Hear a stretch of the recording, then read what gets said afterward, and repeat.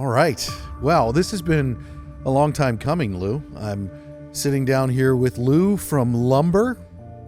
And Lou, I do this thing where I try not to butcher people's last names. So what's your last name for our listeners? Perez. Lou Perez. So are you the Perez? Never mind. I'm not going to make that dad joke. I was going to say, are you the president of Lumber and kind of twist your name into it, but I'm not going to do that. So we're sitting here in a warehouse. I've done a podcast here before, and I want to give a little shout out to Sylvan Brandt, Antique Flooring. They are allowing us to film here, kind of a play on words because your company's name is Lumber. And we have some lumber here sitting around us that is a couple hundred years old, from old barns on the East Coast here that have been torn down, and it gets repurposed into antique flooring that actually goes all over the world. They've had some clients in New Zealand, California, New York. So they go everywhere with their product. It's awesome. So, and it's just kind of cool to sit here with this history around us while we're talking about the trades and ways that we can improve what we do. And one of the things that we're going to talk about today is some of the tools that Lou has created for you to be able to utilize in your business. And so if you're a small business owner or a large business owner and you work in the trades, lumber is something that you want to know more about. And we personally, actually, one of the companies that I'm associated with uses your product, and I've seen it work. I've seen it function. And so we're going to talk about that later. But let's get into some of the origins of who Lou is and why you're qualified to work with us in the trade world. Why people should believe that you understand and know what it is that they're dealing with. So let's talk about who you are, man. Yeah. No, I'm super happy to be here. I really appreciate this. So coming on here to tell you the story of where it all started. A lot of it comes from my family line. I mean, we were a mix of farm and construction. A lot of the times when you are working on the farm, you have to know construction. It's just... Many guys say you want to hire a good worker, you hire a farm boy. That's right. So we, having that built into my DNA growing up, it was almost inevitable that I was going to be in either one. Yeah. And I ended up becoming a self-performing GC that specialized in carpentry. So this was a nice fit as far as where we're at today. Anything with wood, I could do it. We would build... it was commercial, a little bit of residential, a little bit of mix of everything, but having that experience coming from the field, we recognized that there was problems with the technology. I feel like the construction industry was a little bit left out when technology companies would look at solutions and software to build specifically for them. Well, I mean, let's be honest about that. In construction, I agree that we were left out, but having been in construction and the trades, I didn't like technology. Well, no, and it's like it has to be simple too. Exactly. And when I feel like we naturally attract people who are like old school. Yeah, yeah. And I think it's important to identify what technology is. And one of the things that I would say is the hammer. That's technology. Yeah. When that was created, that was a new technology. The wheel, that's technology. Yeah. And we tend to associate it with things like the camera that's filming me right now, the electronics that we're using. But it's like, no, technology began in the trades. That's where it started. Yep. And so that's what's really interesting about what you're doing. So you started in the farm world, your dad, and you were telling me before we got on air here, as we were driving over here, just talking about some of your childhood and what you did, like you were building things, you were working with wood and things like that. Talk to me about that experience, what that did for you. It really built up I had entrepreneurship is built in my blood as well. Like my grandpa had, his farm it started off with real small, and then he grew it to 800 acres. Wow. And then we had the biggest farm in the Oregon Oregon, Idaho area, like right on the border, Ontario, Oregon to be specific. And then our distributor was Simplot. So anybody on the West Coast that hears me drop that name, they probably know exactly what I'm talking about. Our family, my mom's maiden name is Green, so the Green family, very well known out there. And then we did beets, onions, beans, and as far as what helped me get to where I'm at was watching my grandpa in action. Come on. Being on the farm with him, and, we would be out there for hours. And not just, doing the work. My mom was probably like, oh, they're just working the whole time. No, my grandpa was telling me stories. Oh, yeah. And just talking to me about everyday things or what he was going to work on or how to build something or how to do something. All of that stayed with me forever. Come on. And then to get to the point where I'm at today, growing business and growing companies was just part of everything. So right when I had an opportunity to be off on my own, it was business. I'm going to grow something. I'm going to start something. I'm going to keep growing. I feel like I had 5 different businesses all at once. Didn't really matter. I mean, technology, building. I mean, I was that kid that would go door to door and shovel people's driveways just to get some extra cash or mow lawns. Come on. And it was just Sounds like we had the same childhood, man. it was a beautiful childhood to have. Yeah.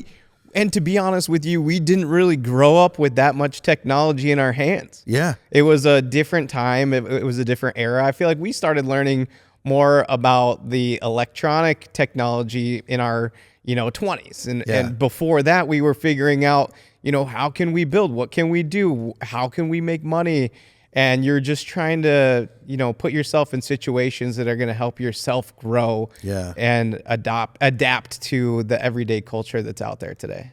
Well, I feel like you and I both are probably, I don't know exactly how old you are, but I'm thinking that you're probably in the Generation X range. Yeah.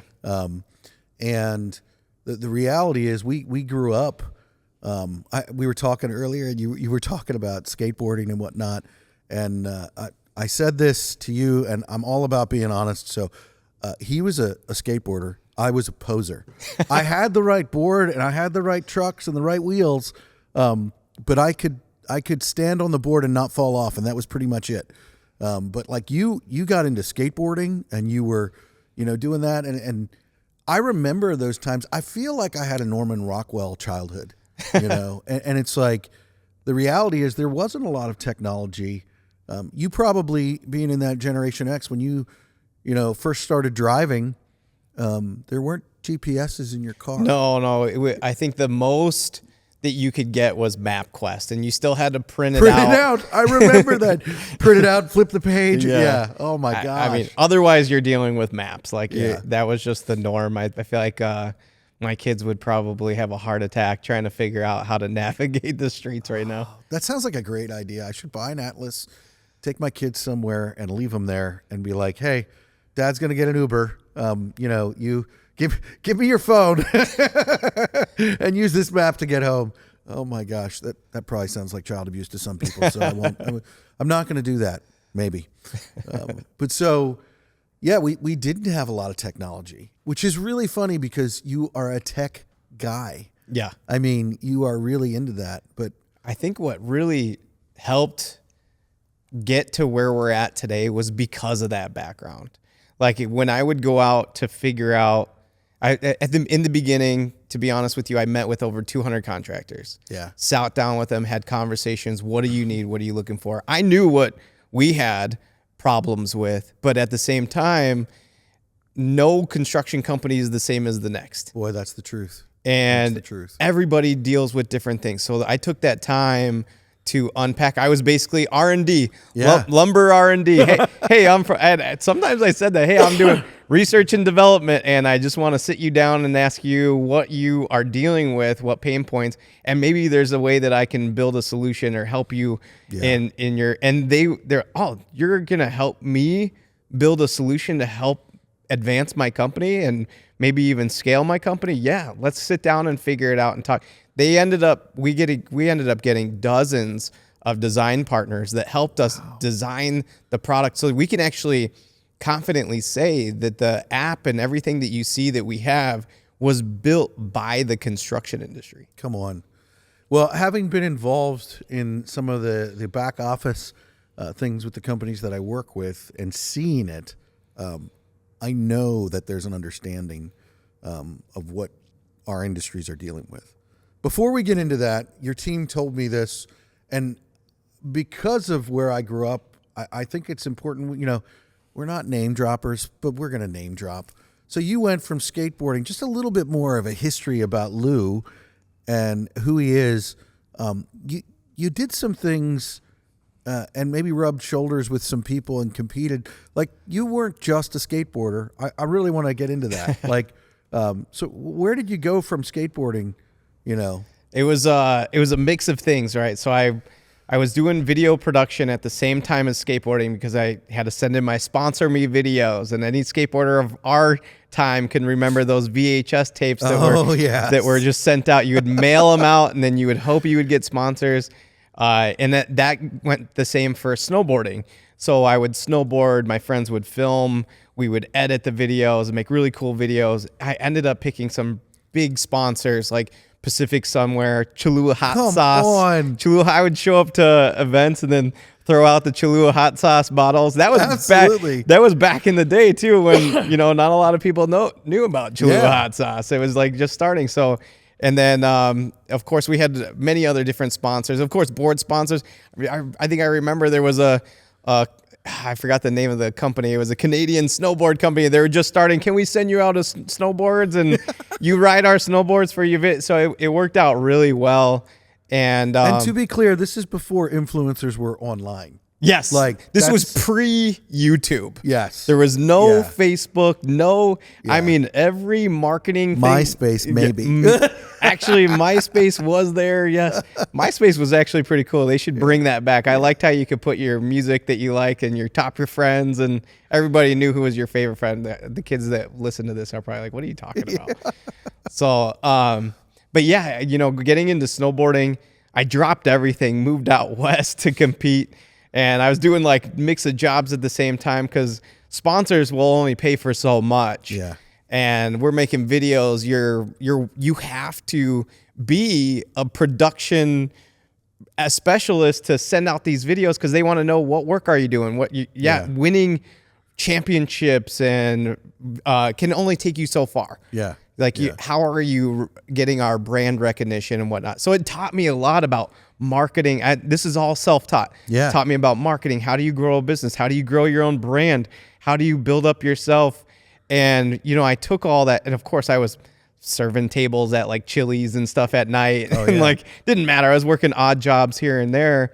I was competing against big players like Shaun White, JJ Thomas, Danny Cass. This is the name drops here. Here's your name drops. Yeah. I mean, they whooped me in every competition. I'm not going to say I was the best snowboarder in the world, but it was fun to snowboard at that top level. Yeah. And I would even skateboard with those same people because Shaun White was the same as I was, where we would go from skateboarding to snowboarding. Okay. So I could actually send you some funny pictures where we were just signing autographs together. And that was when he had his giant lion. Oh, yes. Red hair. Yes. And it was an interesting time. And then to go from that to construction. And I just felt like in construction, I felt like every day was game day. It's let's go. We're here. We're getting into the mix. We're going to get our hands dirty. We're working this all day long. And it was just, there's something proud about getting the work done every single day. And I had that same competitive spirit from all the different sports that I played growing up as well. Yeah. That's quite a journey. My goodness, going from the farm to skateboarding to snowboarding on that top level. What is something that you learned in experiencing? Not a lot of people get to experience competing at that level. And so even though you didn't beat Shaun White, what is a takeaway that you have from that experience that taught you something that you still use in life today? Repetition, discipline, getting up when you don't want to get up. I'm up 4 or 5 a.m., still working out till this day. I'll still go to the gym super early. I still have that discipline to always focus on some sort of physical activity at least once a day and keep moving. And I think that has really built up the way that my brain activity works throughout the day, the way that I think, the way that I start my day will determine the rest of the day. Yeah. And that's even preparation from the night before. Like, how successful do you want to be the next day? If you want to be successful tomorrow, you better go to bed early. You better get some sleep. If you really want your best to be the best, then, you know, start taking action. And that's what I learned from sports is I could not compete at that level without having the discipline to go to bed when nobody else wanted to go to bed, to wake up when nobody else wanted to wake up, That's right. to put in the work when nobody else wanted to put in the work. Yeah. I think that's something that we don't realize is that athletes, you know, you understand that and we frame it in that way. And it's like, but really work in the trades is the same. Yes. It is athletes. It's like you need to take care of your body. You need to.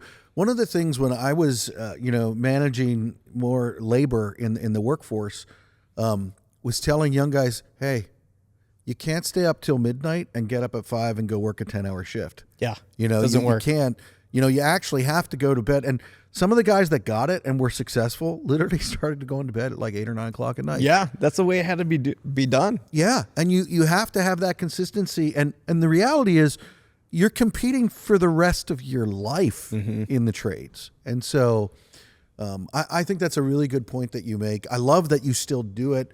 I think that's the cool thing about discipline. When you can combine discipline and consistency together, it's easier to maintain it, over time. Yeah. And consistency, it wins every single time. Every time. I mean, it does. And it's like, and I think that's important too, because even when you look back at the athlete world, you can't continue that forever. Right. Even Shaun White, he can't continue that forever. You can't. You and I were talking about Michael Jordan, and if you don't know who that is, please turn off the podcast. If you're done, you're done.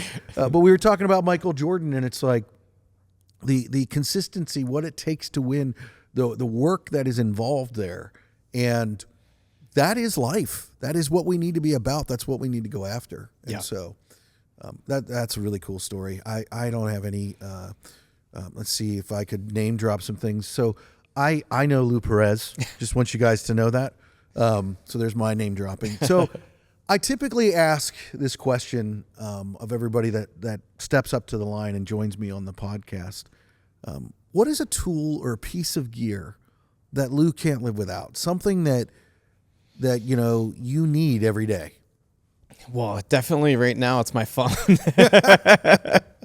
Yeah, I mean, being connected to the team, I feel like I have to continue to rally every day. Sometimes it's not that fun to always be connected to the phone, but it's necessary in this line of business. You always have to be ready to respond. I think the reason why I'm always ready, I think I'm a little crazy. I'm that crazy person that has to have 0 in their inbox or everything has to be responded to. And that's just how I'm built. So that's where, that tool for me, but I genuinely care about the clients that have invested into lumber and the ones that have adopted our technology. If they have questions, I always want to be ready for them. So this is a great segue. Lumber. We've mentioned it a couple of times. We've talked about it. Those that are watching on YouTube probably are looking and saying, oh, so you're talking about the wood behind you. We're not. But the interesting thing about your name that I would just say as I preface this before we get into lumber is, we build things with lumber. We provide structure with lumber. Like this, we're in a warehouse right now, and I'll see if we can get a shot for you. The ceiling and the trusses and the beams are all built and interconnected with lumber. And that provides strength for this structure to exist, which I think is a great segue into what lumber is for business, for entrepreneurs, for founders, for leaders, whether you have, I don't know what your limits are, but whether you have 10 employees or you have 100 employees, or you have 10,000 employees. I'm sure that you wouldn't say no to that. The reality is lumber is what and how does it help you in business in that way? Tell us about that, Lou. Yeah. Lumber, from high level, it's a workforce management platform. So what is that?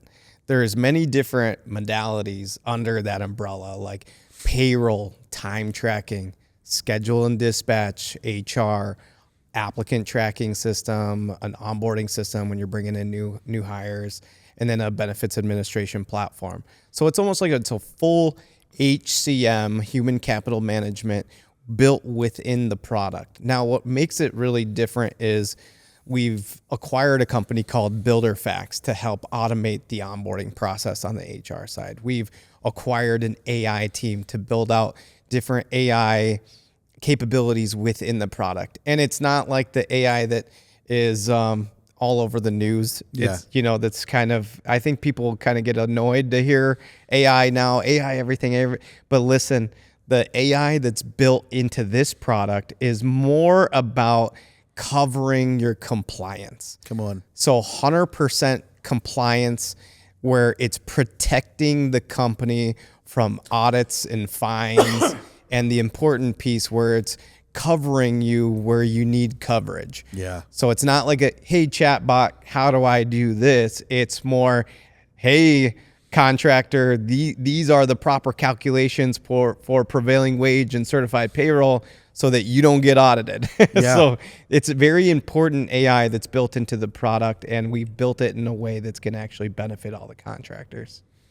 So talk to me about what you're like. You're kind of entering into a space here that there's some big players in it. And you're talking about payroll, which, having started a business, founded a business, and worked through the years of that, going from doing payroll by myself, stupid thing to do, by the way, and I paid for that. I paid for that learning, and it was like, why do that? Going through those processes, I have worked with multiple different payroll platforms, organizations, companies. One of the things that I find really interesting about Lumber is you're in this space and you're extremely innovative. Why, and how is it that you are providing? Let me see if I can say this in a way that makes sense. When teams are calling your team, it's like, well, how can we make that work? How can we figure that out? How can we do that? Why is that so important to you? And talk about how you're implementing that. Does that make sense? Yeah. Okay. Yeah. So, there's a lot of mainstream payroll providers. I'll just put it at, you can guess which ones those are. You might use 3 letters to describe them. Yes. Anyway.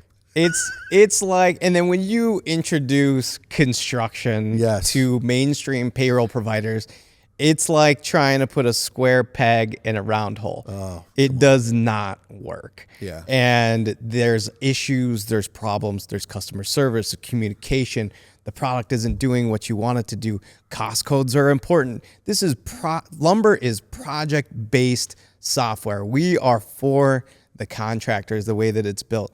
That's not how any other payroll provider is set up. They have workarounds. They have bolt-on add-ons that might work, or it just is a complete pain. But then when the contractor has problems, contractors are not afraid to pick up the phone and call you and tell you that something is not working. Sounds like experience. So that's where it's like you have to almost partner with every client so that they're successful and comfortable using the product. We really stand out. We're different. The way that we do it is our implementation teams, our onboarding teams, they basically partner with the contractor to help them adopt the technology properly and learn the training, understand how to use the product. And we even offer our expertise. We have payroll experts, prevailing wage experts, union experts. Doesn't matter what kind of contractor is, we have the experts to help them set up the tech properly, versus when you're talking to a mainstream payroll provider, they have experts that just know payroll, but they don't know construction. So they're missing I feel like they could have a college academy just for construction specific software, payroll, accounting in general, which I know CFMA is a big component of that piece, which I very heavily push people over towards to learn construction specific accounting. Well, construction accounting is kind of like what you're talking about with payroll. It is totally different than any other accounting. If you're an accountant and you're listening and you're not in construction, which I would find it very unlikely that you're listening to this podcast then, but if you are, I would just ask you if you know what retainage is, if you understand how that works and how it operates. I mean, prevailing wage, when you get into payroll, it's a nightmare if you don't. And I know some of the companies where you're talking about bolt-ons and it's like, no, I don't want to do this and twist that and do that in order to get there. I just want to be able to plug it in and it work. Yeah. Like that's what I want. It's within the product. It's there, it's ready. So a lot of people don't know. I mean, we get phone calls and they're like, we can do prevailing wage within the product. And you guys use AI to make sure it's the certified payroll report's scanned and it's accurate. Like that's going to save me a ton of time. I didn't know that. And they're in. Like that's all they needed to know was that this software exists and we're ready for them and we'll partner with them and we'll make sure that they learn how to use it and then they'll be successful. Yeah, that's awesome. That's awesome. I think that, this is something that's been a long time coming. Yeah. I think that I remember the first time that I was trying to work with a payroll provider related to prevailing wages and how ridiculously painful it was.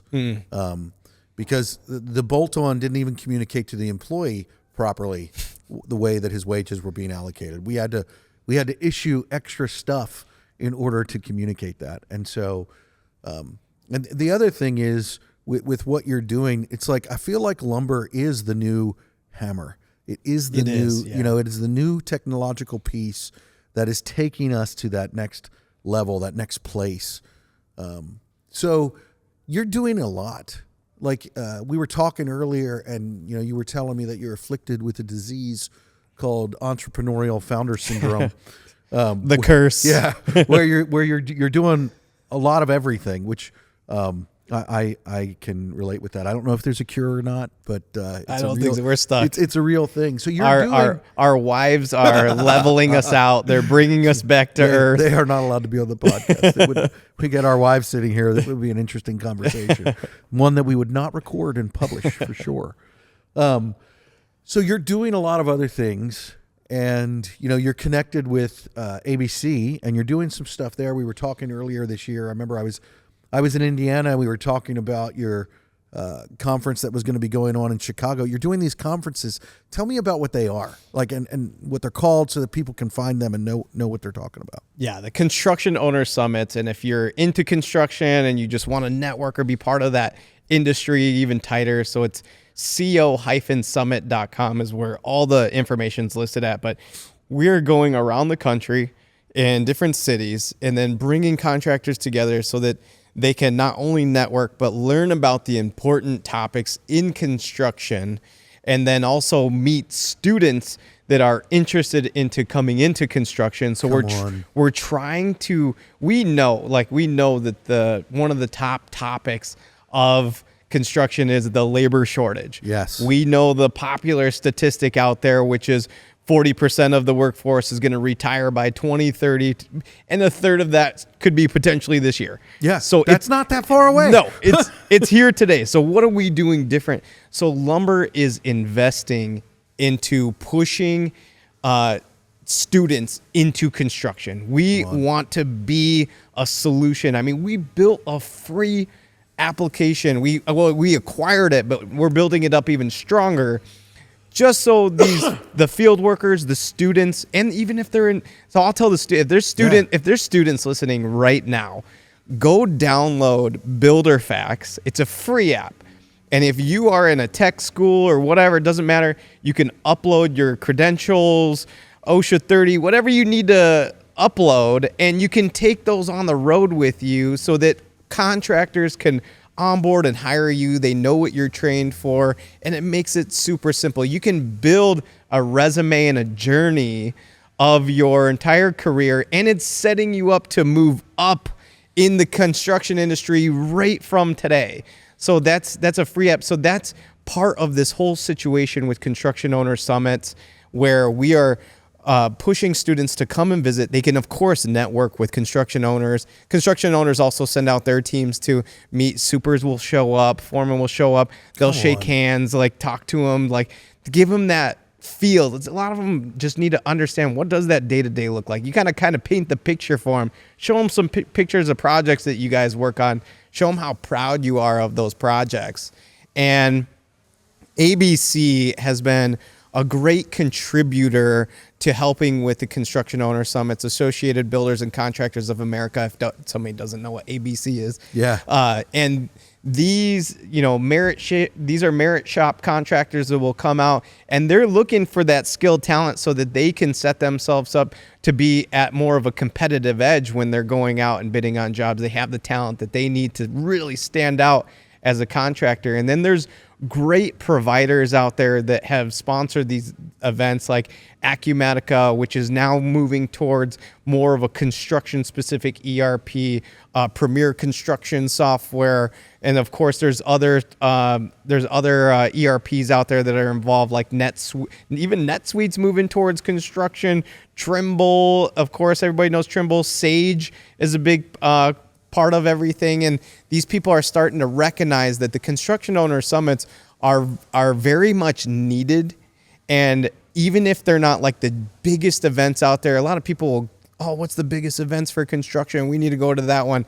Actually, these events that are not the biggest end up becoming more intimate, more. I agree. Where let's be honest, you're going to show up to an event where there's 5,000 people. How many conversations are you going to have that are intimate at that entire event? Yeah. Maybe 3, 4. Yeah. So you're going to have the same amount of conversations at a smaller event. You're taking the time, the right people are there, and you're actually moving things forward. We've received emails from people that have attended the event that were like, this was the biggest payout that we've had the entire year. Yeah. And we go to every big event out there. Yeah. With every big name out there. And this was like a game changer for us. Even the students are showing up and they're like saying, hey, I went to an event in Georgia and I found a potential employer in Idaho. Yeah. Like, I'm planning to possibly move out there and fly out there, one-way ticket to work for a big contractor that's going to take care of them. Absolutely. Like, it's a life-changing event when people just take the time out of their day to go out there and just be a part of it. I think that's so awesome that you guys are doing that you're hosting that, and that you're building that out, because it's networking on a whole nother level. Like when I came up in the trades, it was like, my brother went into the technology sector and I went into the trades, and he would be in Vegas at these events. He would go to different things all over the country, and in construction, we didn't have a lot of that. No. And even today, when we do, there are events related to tools or to this product or that product. And what you're talking about is networking with people about, well, how are we running the business? Yeah. How are we operating? What are the opportunities that are out there? And that's the other thing that I find so interesting. We were having a conversation about our kids and our childhood earlier today, and just like, well, what is the future? Like, I want my children to succeed, and what is the best way that I see that they can succeed? And well, that would be the value of what hard work is. And how to implement that, and then the value of education. And I think that word has been hijacked. And when you talk about these people that are looking for an opportunity, we've hijacked the word education and we've turned it into college. And it's like, listen, I'm not disparaging college. I'm just saying that education doesn't mean college. Words matter. Their definitions matter. Education is about learning. It is about continuing to learn and looking at areas where you can do that. And right now, our sector, the opportunities, it might be worth it to go to Idaho, even if you live in Georgia. You think about some of the great infrastructure things that have been built over the centuries. For me, I can remember talking to old timers that were teaching me the trade that worked on the Alaska pipeline. It's like, that was a thing, and those opportunities are out there today. We're building infrastructure and things today that people will be talking about 100 years from now, 200 years from now. I mean, it's like there is opportunity out there, and I think that's the thing that really doing between these summits that you're hosting is you're providing an opportunity for that network to grow and expand, and dare I say, build upon it.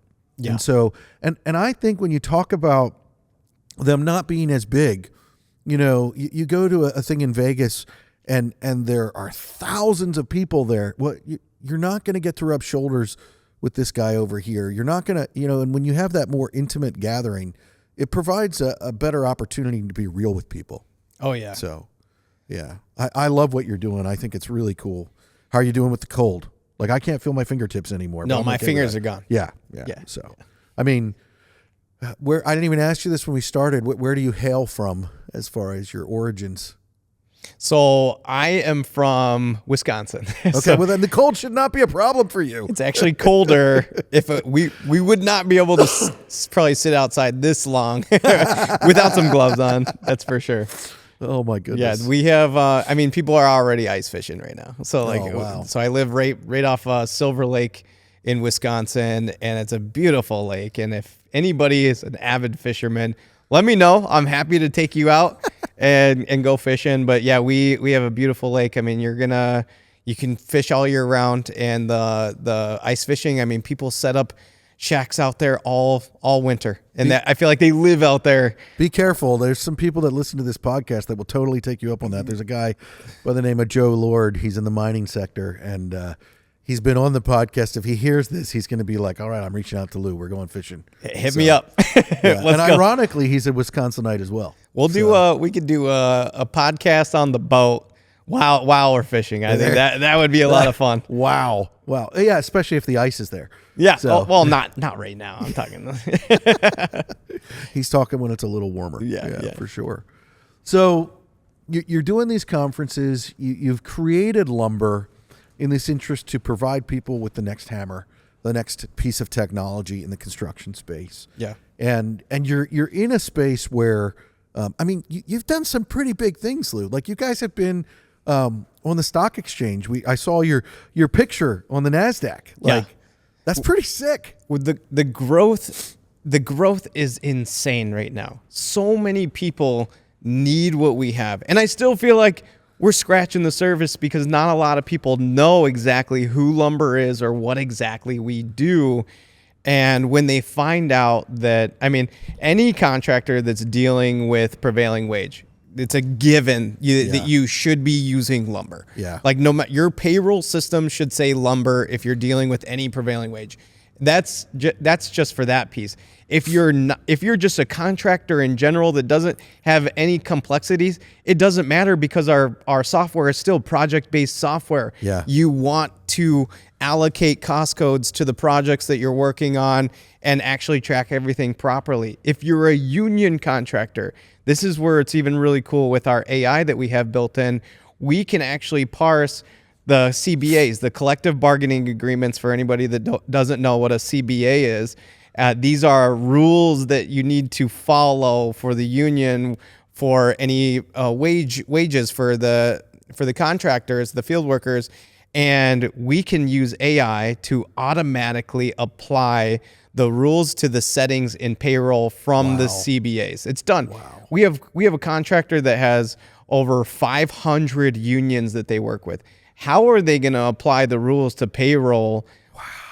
With manual labor? They actually need software to help them apply everything. So we're doing even more with the associations to help this process get even better. So AI is like, I can confidently say that we are the very first AI payroll company for construction. There is no other, and that is the dramatic growth pretty insane. That has gotten the attention of NASDAQ, NYSE. We're all over the place, and our team, the biggest piece of that is our contributing team.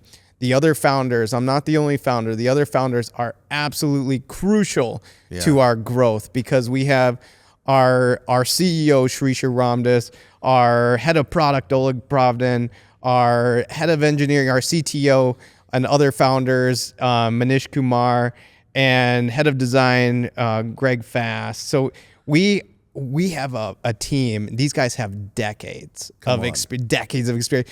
Shrisha himself is a 4-time entrepreneur. Took one of his companies public. Like, these guys this isn't their first rodeo. So there's a construction term I've heard over the years. Yeah, it's not my first rodeo, buddy. Yeah, it ain't my first rodeo. So the experience that they're also bringing to the table, what's crazy is they have experience in construction specific technology. Yeah. So they might not all be from construction with a hammer, but they come from construction software where they understand this is what is required for scheduling a job. Yeah. This is what's required from a prevailing wage project. So they are very familiar with the complexities of everything within payroll. So they'll do the hard part of building the product and, of course, making it beautiful. So our head of design, I mean, he has a background of doing design for major companies, and he's an award-winning designer. And his main job was make this app as simple as possible, where it's so easy to use, anybody can use it. I think one of our oldest contractors, field workers that is on our app today is around 70 years old. Wow. And he knows how to use the application. That's pretty cool. That's pretty cool. It was, yeah, go ahead. No, go ahead. No, I was going to say it sparked in my head how I even met this guy, Clee Gray, when I went to an event for ABC. It was the very first. So Lumber had 0 clients at this time. We had no. So I was like, all right, this is the time where I'm shaking hands with all these 200 contractors, figuring out. And I was calling a lot of them in the beginning. But then I was like, you know what? I'm going to go out and try to figure out these events with ABC and everything like that. So I showed up. This contractor was sitting in the corner. A lot of the guys that showed up were like, bankers or other vendors. You couldn't tell who was in sales or who was an actual contractor. So I went up and I shook Clee's hand and I was like, hey, my name's Lou from Lumber. He's like, oh, okay, I'm Clee Gray from Prodigal Building Solutions. And I was like, oh, okay, what do you guys do? And he was like, I'm a self-performing GC that specializes in carpentry. I was like, that's what I used to do. Come on. And we connected like right away. And I mean, we gave Clee our app for free. I was like, just use it. Use it. Try it out. I want you to give me feedback on it. Man, this guy was a great contributor to the application itself. And now he's grown. This guy is building prefab walls now and doing a ton. He's still doing. It's crazy that I'm actually seeing a lot of contractors going from building to then they're becoming manufacturers. Yeah. So he's now a manufacturer and growing like crazy and contributing prefab walls throughout the nation. And I'm like, man, and these guys are using our software and it's helping them scale their businesses. And they have a lot more free time to focus on scaling and growth and having their visions come to life without having to worry about, oh, is my technology keeping up with my thoughts? Exactly. Yeah. Exactly. That's awesome. That's awesome. You talk about, and I think it's important to highlight this because I don't think a lot of people understand this. And so you mentioned the acronym ERP.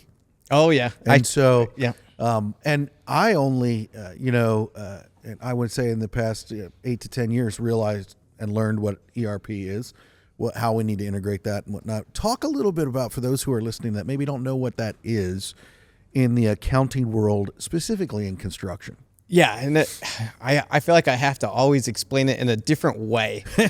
So if you really think about it, what is an ERP? ERP is your accounting systems, and the easiest comparable piece would be like a QuickBooks. A lot of people start out with QuickBooks. Yeah. You're doing your accounting with QuickBooks. You're keeping track of everything. QuickBooks has, the different components to run a small business. Yeah. When you're starting to grow, you're going to hit either a revenue size or employee size where it's time to upgrade. Yeah. And then you start thinking of, what ERP do I need to go look at? And then you would start off by saying, okay, there's all these other ERPs. There's Premier Construction Software. There's Acumatica. There's Sage, Trimble, NetSuite. Of course, QuickBooks, you could stick with it if you want to. And you start evaluating all these ERPs, you're going to start realizing some of them have different features that will benefit you. Some of them don't. And you really have to get in the sticks, into the mud to figure out what's the best one. And you do have to spend that time to do it, because this could be 30 years of your business. And it might take you an entire year of investigating the right ERP. You're going to deal with a lot of salespeople that are going to tell you a lot of things that you want to hear. I highly recommend going to an outside third party, like a fractional CIO or something. Bring in an outside person to get involved in these conversations that separates themselves from I agree 100%. Your company sets themselves apart away from the ERP salespeople, and they can really break down like, hey, this is what they're actually saying, and this is what they can actually do, and this is what will really work for you, and these people are not a right fit for you, and you have to tell, so you have to have that consultant or that person that you're sitting down with, like, understand your goals. So you do, like, if that fractional person or consultant is not asking you what's your 5, 10, 20 year plan, then kick them out the door. Yeah. Because they have to know that information in order to understand what's going to be the right fit for an accounting system that is built for scale. Yeah. So, and then you have to think, like, what kind of mindset do you want to have? Like, do you want that AI powered engine? And then when you do think about AI, are you educated enough about AI? And what's interesting about that, can actually circle back, those construction owner summits. Yeah. We are educating the owners on AI so that they know they can break through the fluff. Like all this talk that's kind of like, it's a little cumbersome right now. They're hearing these words and buzzwords and stuff like that. They're trying to get sold left and right, but they need to realize, like, there's ways to think about the software that will really benefit them. And if they take the time to get there, it's going to really pay off. Yeah. Well, I think that's the thing. And I mean, I can attest to everything that you're saying, because I did it all wrong. And it's sorry. Yeah. Well, I mean, and when you're picking an ERP system, and I'm trying to remember, it stands for Enterprise Resource Planning. Yeah. Enterprise Resource Planning. And when you're picking that system, one, it's about scale. That's what it's about. And the once you reach a point where you can make that investment, you need to do it. It's going to take time. It might take you an entire year to implement it, to fully implement it. And I went through the process where we didn't hire a consultant. We didn't. We just talked about it, looked at it, and went through. And we got 6 months into utilizing the ERP system that we decided to go with, and it was not going to work for what we were doing. And so then we found another organization, which it's been great with, which also connected us with lumber over the years. Which has been well, I mean, and that's just been phenomenal. And the reality is, it totally changed the game. Yeah, totally changed the game. And once you have that, that's like you're setting up the baseline for you to be able to scale indefinitely. Yeah. And if you're out there and you've started your business and you're a founder or you're a construction owner and you're like, well, I'm never going to be that big. This is a guy talking right now that started, and my very first office was in my daughter's bedroom, and it moved to my parents' barn in a horse stall, and it was there for a few years before we expanded. Oh, I love that. And it's like that's the reality of it. I never would have imagined that I would be managing one company, much less multiple companies with people and payroll. So don't limit yourself in that. Prepare yourself for it. Yeah. And that's what we're talking about here. Absolutely. And we will invite consultants, fractional CIOs, fractional CFOs to the conversation to have them. They have to sell themselves. Absolutely. They have to. Like, it's actually kind of nice to hear these guys kind of compete against each other for your business. Yeah. and you can figure out who the right ones are after. And if you want us to save you some time, because we're outside the ERP, we are not an ERP provider. We are integrated with all of them. All of them need lumber so that they have a construction specific payroll that can help the contractors be successful on that side. So they need us. Now, with all the experience that we've had up to today, we know what players have been delivering success. From being the right consultants, the right fractional CIOs, CFOs. We've seen it in action. The advisors that come in, I've also seen the ones that have failed, and it's a dramatic story for the contractors when they hire the wrong person. And we've seen things go south, and we've seen things fail, and it's like triage when you choose the wrong person to help you get into those conversations. They're not navigating or driving the conversations the right way. And then they get fired in the middle of the conversation. It's like, now where do you go from here? So we could probably save you some time by putting some names in front of you, and then you pick and choose. And whichever one you pick and choose, you're going to at least know that they have success stories. Yeah. And that's kind of what you're looking for at the beginning. I appreciate it. That's good. That's really good. Yeah. Lou, what's a mistake that you've made? Oh man, that's almost like what I was just talking about. Was that was like a giveaway we were talking segue? About my mistake. So, and I'll be totally transparent. I'm getting started. Running a business, growing your employee count. I mean, we started with 8 employees. Yeah, it's pretty easy to manage 8 employees, right? And now when you're getting over 200 employees in a short amount of time, we have like 3,000% growth right now. Oh my gosh. When we were going through the growth, there was a point in time where I probably didn't spend enough time when I was in that hiring process where I hired the wrong person. It might maybe a couple of them, but there was, one in particular that really just was like, that was not the right person to bring in.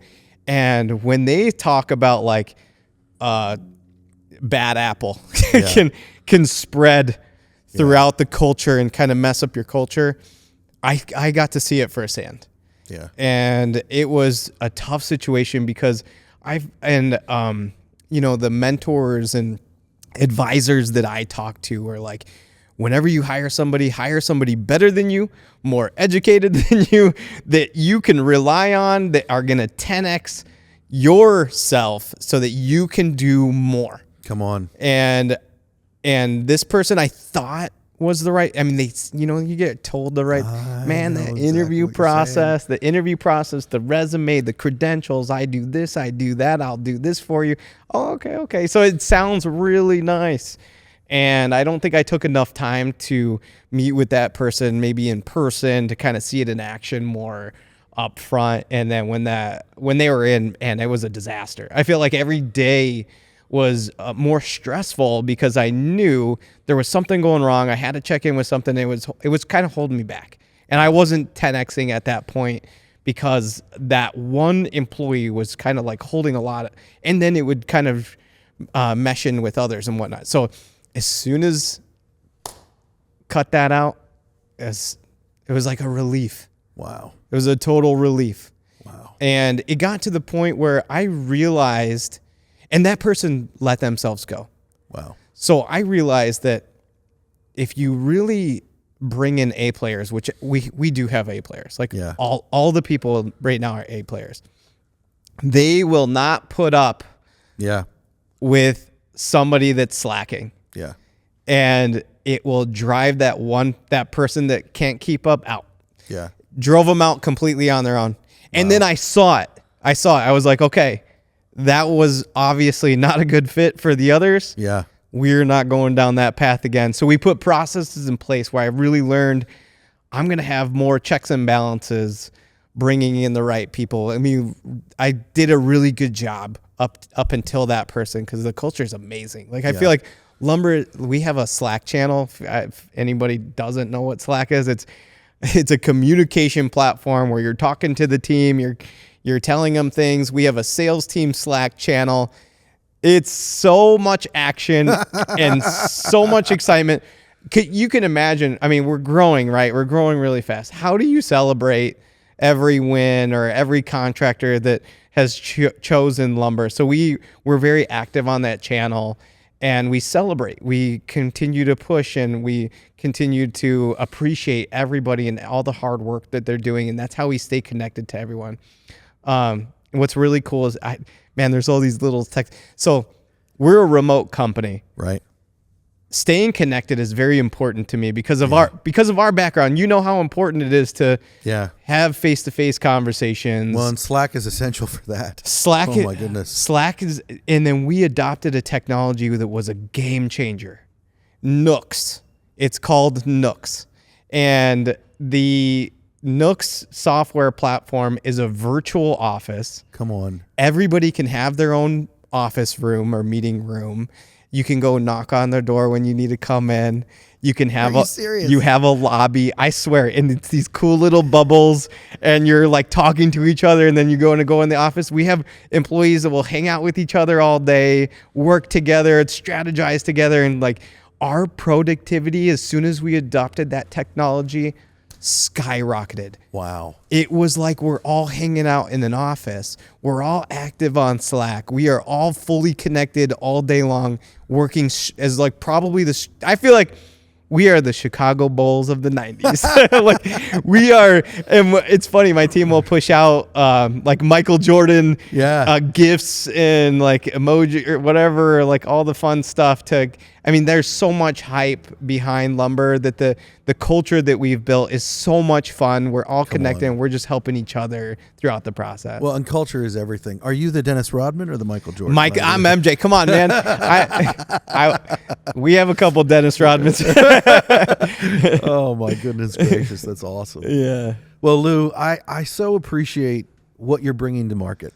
I appreciate not only what you are bringing here as you step up to the line, but you're sitting here in the cold in this warehouse where lumber is stored, and where tradesmen come to get the flooring that people walk on, and you're doing the work just like the men and women who do the work. Yeah. And so, you've handled yourself pretty well here. It is pretty cold. You're not even shivering. It must be that Wisconsin blood in his genes there. But I really appreciate you taking the time to do this, and also just the authenticity and honesty with which you speak. Having been involved with your organization, I can attest to what he says is real, and that's probably one of the biggest things as a contractor that we struggle with people from the technology sector. Yeah. And even the accounting sector, the payroll sector, all of that is like, are you going to get me, and then are you going to leave me? And the reality is, I have experienced this firsthand. Lumber is there with you. Just like this flooring is there to support you and you walk on it. That is, not that we walk on lumber, but, well, we do. A lot of flooring in my home is made out of lumber. But the reality is, it's there to hold you up. And that's what you guys do and your team does. And so I greatly appreciate that. And I appreciate your time here today. I appreciate you having us on. I really appreciate everybody that's listening to this right now. It means a lot to us. And whatever we can do to help you, just call us. So where do they find you? So LumberFi is the website. So it's lumberfi.com. Our company, of course, we're known as lumber, but of course, if you Google lumber, you're going to get a whole lot of different things. So our domain is lumberfi.com. And then, hey, call me. I am open. Call, text. I don't care. I'll throw my number out there. It's 224-545-2548. I am not afraid to take your call and talk to you. You're a contractor. You have some questions. You have a direct line of communication to the founder of Lumber, and anybody else on my team, they will talk to you like a real person. Absolutely. When you're coming from our generation, you know how important it is to be able to pick up the phone and actually talk to somebody and figure it out. If you want to email me, it's lou@lumberfi.com. Of course, we have a contact us page on our website, but I'm big on LinkedIn too. So if you want to connect with me on LinkedIn, shoot me a follow and I'll connect with you and we'll go from there. Awesome. Lou, thanks for stepping up to the line. My pleasure.